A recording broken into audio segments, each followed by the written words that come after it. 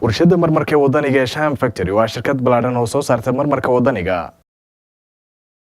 ay waxay dhamaanba ugu bushareynaysaa macaamiishada kala duwan ee sanada 2018 ay u soo kordhisay Sham Stone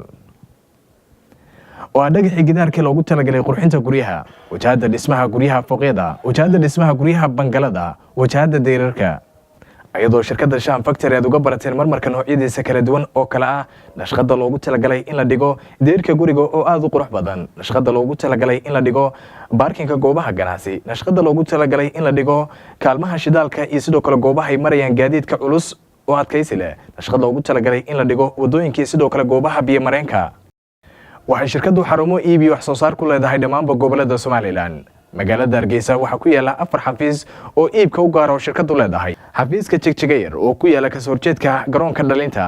xafiiska Togdheer oo ku yaala iskooyska Togdheer Kabaweyne Building, xafiiska ku yaala wadada madaarka aada una dhow Ambassador Hotel, iyo sidoo kale xafiiska kugu yaala inta u dhaxaysa jidka Shiraaqle iyo sidoo kale Maxamed Mooge.